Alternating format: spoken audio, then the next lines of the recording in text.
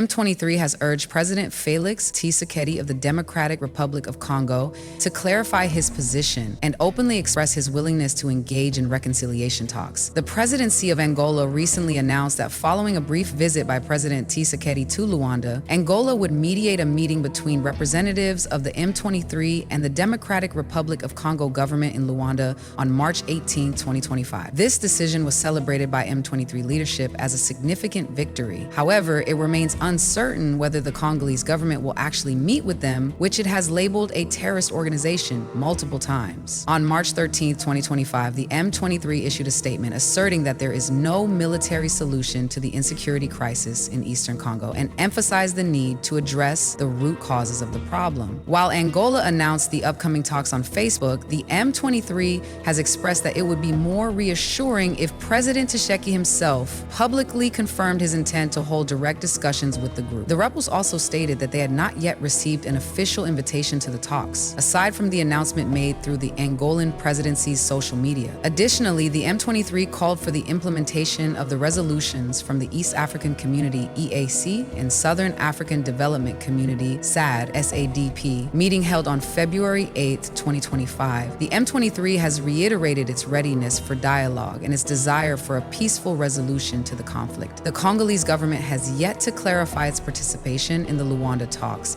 This follows the SAD Heads of State meeting, which was conducted via video link and attended by various heads of state, prime ministers, and foreign ministers, chaired by Zimbabwe's President Emmerson Dambudzo Mnangagwa. The 10th resolution of the conference stated that SAD has terminated the mandate of the SAMID RC mission in Eastern Congo, where Tanzanian, Malawian, and South African forces were engaged against the M23 militia but defeated. SADC officials indicated that the withdrawal of these troops is beginning to occur in stages.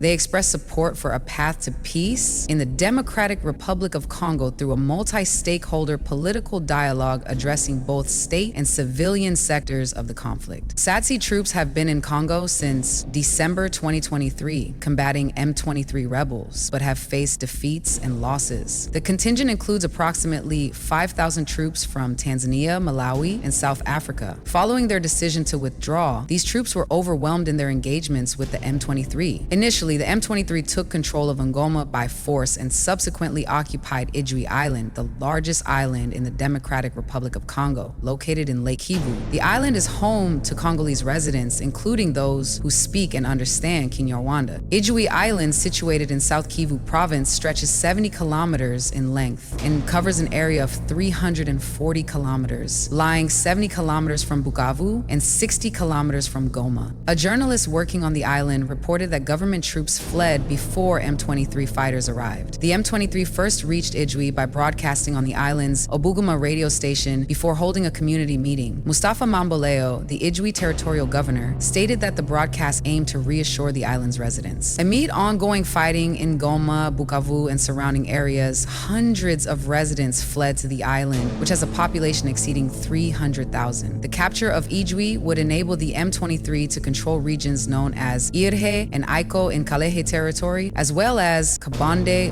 Lujo, Lugendo, and Ishungu in Kabare territory. The inhabitants of this island in South Kivu province have historically maintained trade links between Rwanda and the Democratic Republic of Congo, particularly through the cross-border outlet of Karangi. As the Democratic Republic of Congo continues to show weaknesses in its fight against the M23, some of its 60 generals have abandoned their posts during this war. The accused, including 2 women charged with complicity, were presented before the Butembo military court at Musienen, where their identities were disclosed. Local journalist Saros Moisa, who attended the trial, reported to the BBC that the accused faced charges of desertion, robbery, rape, extortion, and other crimes allegedly committed in Lubador Centra, Kimbalu, and Musienen. Currently, M23 fighters control parts of North Kivu province, including its capital Goma, as well as areas in South Kivu and its capital Bukavu. However, fighting in South Kivu and North Kivu has somewhat eased since last weekend. In South Kivu, M23 fighters were reported to have remained in Sanje, near the town of Uvira. And in North Kivu, they maintain positions in Kitsambiro, extending 20 25 kilometers before reaching the small town of Lubero-Sentia, located 40 kilometers from Butembo, shortly before the capture of Bukavu. Over 80 FARDC and Wazalendo soldiers face trial for similar crimes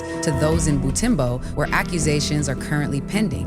A court in Bukavu sentenced several defendants to death for enemy flight, but the M23 launched an attack on the city, causing local officials and soldiers to flee quickly. It was reported that the convicted soldiers were among those who escaped from Bukavu prison when the M23 took control of the city. These soldiers face charges that include murder and robbery in the Kabare area on the outskirts of Bukavu and in Bukavu city center, following their retreat from the conflict in the Kavumu and Kalehe areas of South Kivu.